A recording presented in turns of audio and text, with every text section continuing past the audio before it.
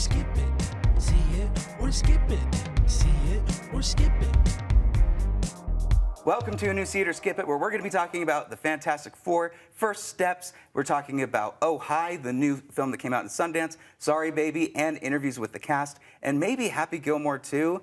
We'll see if it was a hole in one or not. I'm joined by my fellow critics here, Rebecca Frost and Kent Dunn. How's it going? Swell.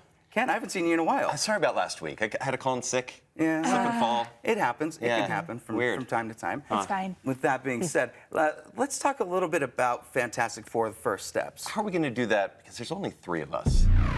Whoa! Hey! Take it easy. Hey, the Fab Four's in. Okay. The Fab Four. Fab Four. You might recognize this gentleman from Good Morning Utah Midday. It's our weatherman, Cedric Haynes. How's it going? It's going with fantastic out there. You know, great weather, great movie selections. We're doing good. All right. That's positivity. That's right. You okay? We got out of Fantastic Four yesterday. Yeah. And since you're the guest here, we need to know, what were your thoughts? Oh, man. Well, you know, my thoughts are sometimes a little unconventional, but I must say, in this movie here, I loved it. I love it. I think it's definitely a must-see, even if you don't necessarily know the origin stories or seen some of the other movies. You're going to be entertained and love this movie. It's very action-packed. So Right. Well, and this is the 4th attempt we've alluded to about this family. First time was immediately shelved, really never saw the light of day. We saw the others, 2005, 2007, and then the Fan 4 stick that came out in 2014. So there have been a lot of attempts to try to make this good. And in my opinion, I think they finally nailed it. Kent, what did you think? Yeah, this is the best effort yet. Yeah. I do like the 2005 version. Like, I think ironically or unironically, it's good now. Whereas back then, maybe we didn't receive it as well. But this one, it's still a little cheesy. It's still a little maybe too much for children, which is all right. But I really liked it. I think it delves into a lot more of the family than we've ever seen. Yeah. And the way that they're fleshing out some of these characters, particularly, I think Johnny Storm, let's not call him dumb in the other ones, but he was More not jockey. Yeah. He was more into the girls and stuff than like trying to decode language and things like that. But in this, Johnny Storm actually has a lot to do, along with Ben Grimm. We have a new Silver Surfer here. Galactus is the main villain. Rebecca, what did you think about this? So the 60s retro future vibe is the vibe I'm trying to live in my everyday life. So You want to be in the Jetsons. Yeah, I do. My dog Astro, a Jetsons dog. That is the world I want to live in. Personally, I have some grievances with the movie. I don't think I was ever going to be satisfied with how they handled Sue Storm. But overall, I had fun. You know, it's a fun time at the movies, I think. Well, there's a good dynamic between Sue and Richard where they're not just talking about their relationship, but they're talking about the future relationship of this whole family union. There might be a new person coming into the mix. Cedric, do you think this is going to be one that if somebody that hasn't liked Marvel is going to finally be like, I'm in, I'm going to start watching more? I don't know if they haven't liked Marvel, that they'll be all in. But I will say, I think just from the sense of the way that they produce the movie itself, the way it starts off throughout the movie, it's not like you're going to be lost. So you're going to feel like you're engaged from the beginning through and understand what's going on. So I think you're going to love it. Yeah. I think one great thing that the movie does is it doesn't require any homework. Like other Marvel movies are like, watch 7 other Disney Plus series. This one says, hey, here you go. This is all you need to watch. Well, and we're in an era now of superhero movies, too, where I think we have overcorrected from here's an origin story for everybody to now we're right in the middle of the action and you can pick it up from context clues. It's kind of a new generation of storytelling for superhero films because it is a little wild if you were a studio exec to be like, and we're not going to explain who any of these people are. We're just going right into it. Yeah. Well, yeah, because we've seen these characters done multiple times. Well, and that's comic books. If you ever just pick up a comic book, that's how they are. You will never understand what's happening or who everybody is. You just kind of have to piece it along as you go. Let's talk about the visual effects a little bit because for the past few Marvel films, we have noticed a stark difference in visual effects versus like when we first saw Thanos show up. A lot of things maybe didn't work, but all of the cosmic stuff, incredible. Oh, man. Yeah, the stuff in space was awesome. Yes. I have one big gripe with the CGI. We can save it for spoiler talk. Okay, because I'll sing it to you. Okay. Yeah. But Surprisingly good. Galactus is the big enemy, the world devourer in this one, and I was scared.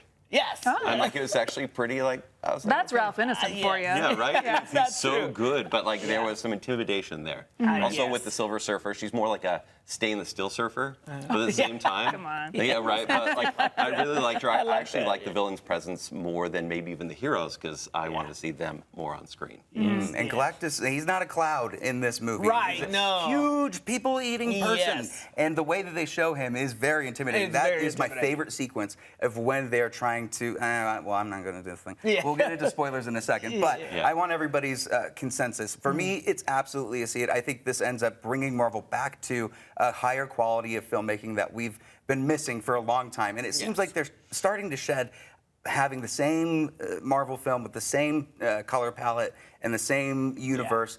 They can branch out and we will still show up. I think they finally did the Fantastic Four well. Yes. Yeah. What do you think? I like the. Sorry, I'll jump Oh, in. no, you go ahead. I like the vibe. I like the score so much. Yeah. Michael Giacchino. Yes. I like the yes. fact that it didn't have the same Marvel comedy, all right? There were Right. emotional moments. I did have some issues with some characterization, but at the same time, it's still see it. Rebecca? Yeah, still a see it for me. As far as the Marvel movies that have come out this year, Thunderbolt's probably my favorite, but this is a close second.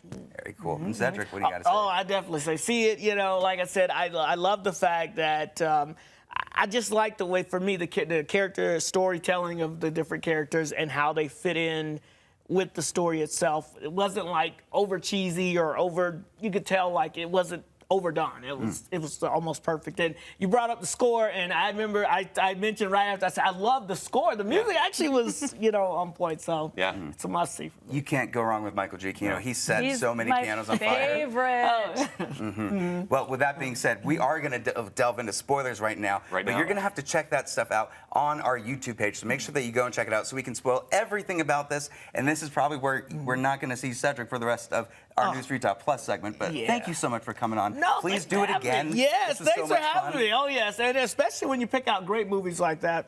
I'm there. Absolutely. Yeah. With that being said, let's jump into Oh Hi.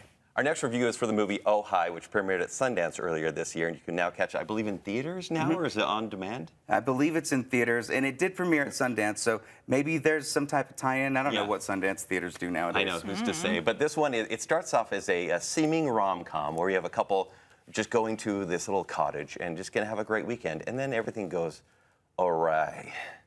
Oh, Really right. It's the problem with not having the DTR before you take a vacation, right? Absolutely. Because, she goes into this whole thing, and this is Molly Gordon in this movie, and she's thinking that, oh, he's taking me to this great weekend and gonna meet the family eventually, and this is where our relationship This is our first trip as boyfriend and girlfriend. Yes, And exactly. she says that to him, and he goes, oh, I didn't think we were. Yeah. But after a very interesting thing that if you're not in a relationship, maybe shouldn't be doing. This is Logan Lerman also. So Absolutely.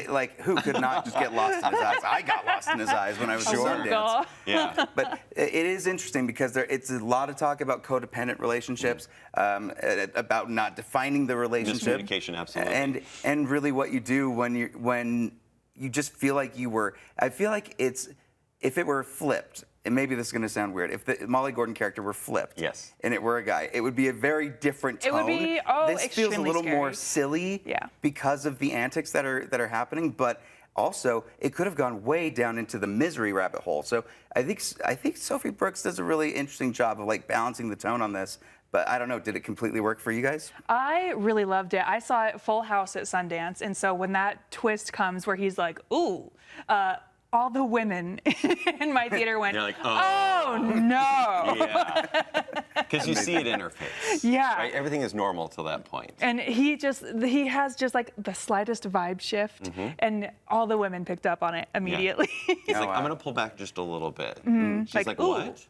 I didn't think we were exclusive. Yeah. Yeah. For me, it's like the first hour totally worked. I loved everything, the dynamics, and even him being like, you're a crazy woman. It's like, it's not that easy, right?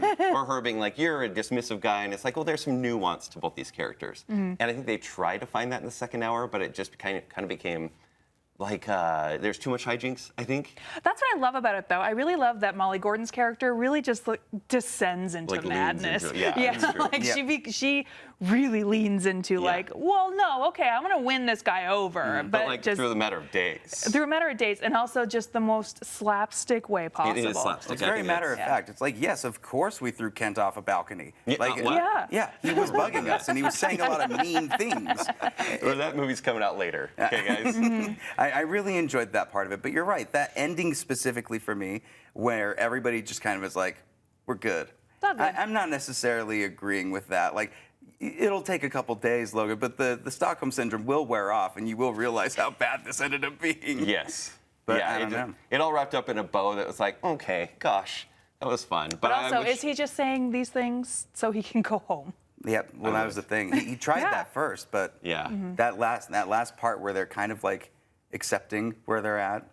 I don't know if I 100% bought it, but the ride was very fun. Yeah. And I loved the humor through the entire thing. Yeah. David Cross jump scare. If you guys like David Cross. Seriously. David Cross in itself could be a jump scare if you think about it. Well, no. So this is a see it from all three of us? Yes. Oh, yeah, absolutely. Absolutely. Well, it's in theaters right now. If you have seen this, or if you love just Molly Gordon, make sure you check out Theater Camp. That is one of the funniest movies that came out a while back. Don't watch The Bear. It's not a comedy. Let's move on to the next thing, which is Sorry Baby. All right, so this also came out during Sundance. I think this was towards like a midnight showing. The ones right before midnight happens. And I was completely blown away by this. It's a very quiet story. We're talking about relationships to our friends, relationships to people that maybe have been with you during a very traumatic situation, and how their life might go forward while yours stays stagnant. And like, what is that like when everything moves forward around you, but you can't really move on?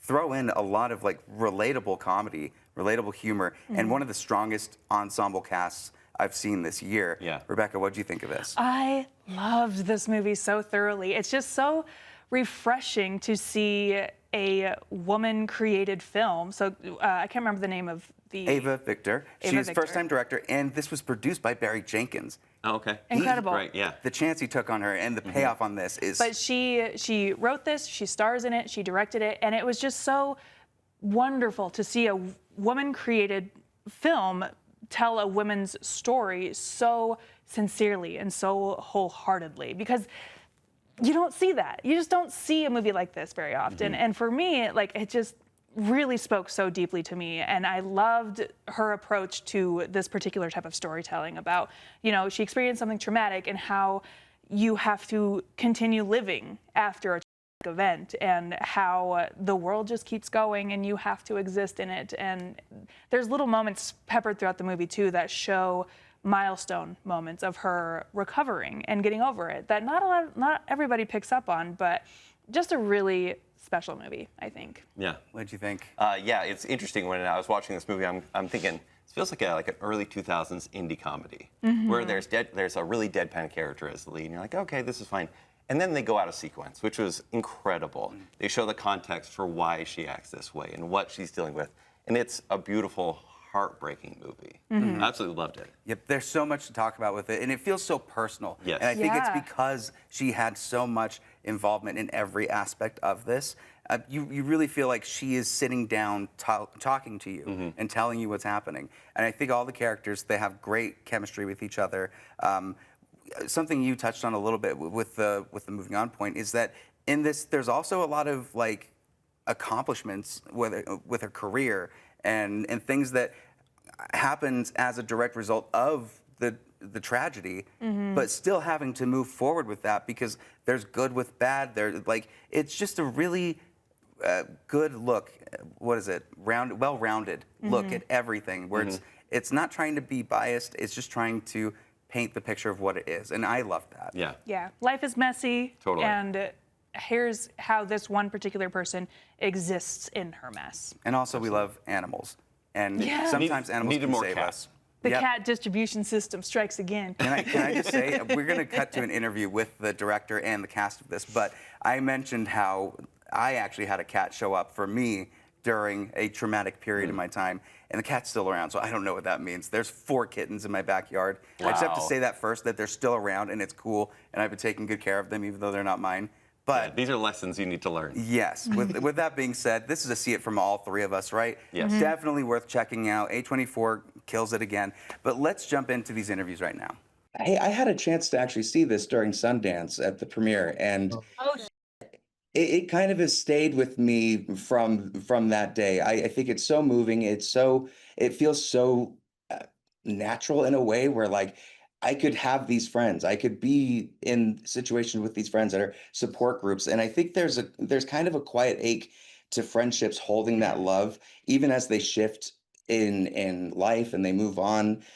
What was that balance of closeness and change? Was it something that you all had to consciously build during the filming, or was it already on the page? I mean, with us, I met Naomi and felt like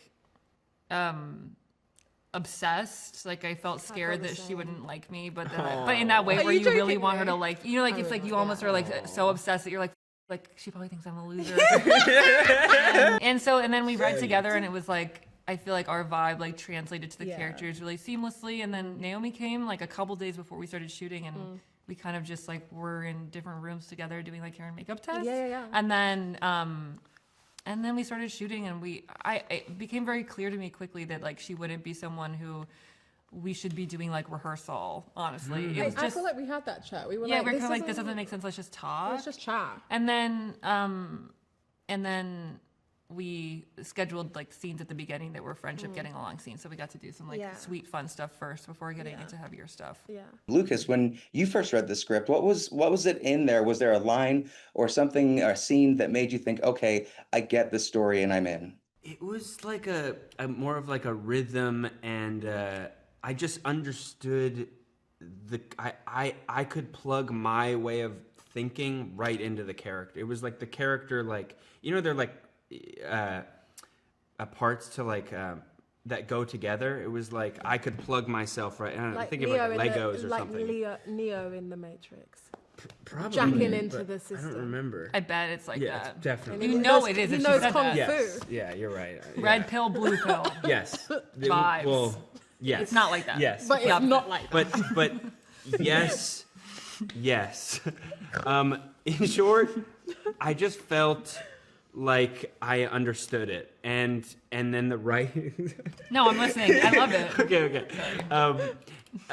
Yeah, but sometimes I read great things and I don't feel like I belong in it. This was a great thing. I felt like I belonged in. You know? And he so did. Yeah. Don't you think? Like, Oh yeah, literally right now, best ensemble in my opinion for this year. Oh! I think you guys all have absolutely crushed it. And Ava, you're first time filming, directing, right? Like all of that, and producing and getting it produced by Barry Jenkins. All of that's incredible. There's something beautiful about how pets and animals can kind of be show up when people can't, maybe, or give you something that maybe a support group can't. What do you think the cat represents in this movie?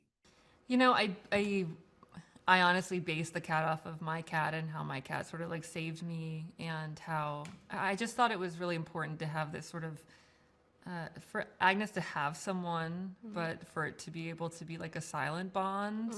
I saw this tweet once that made an impact on me that was about how if you don't like cats, then you have issues with like consent, because cats will tell you when they want you to touch them, and if you don't like that, you have like a problem. And I'm like, legit, that's interesting. And in conversation with the film, in a way, I won't connect those dots, but I just did, I guess. But I do think there's something about cats that's like they are like autonomous in a way that's very like moving, and I like that.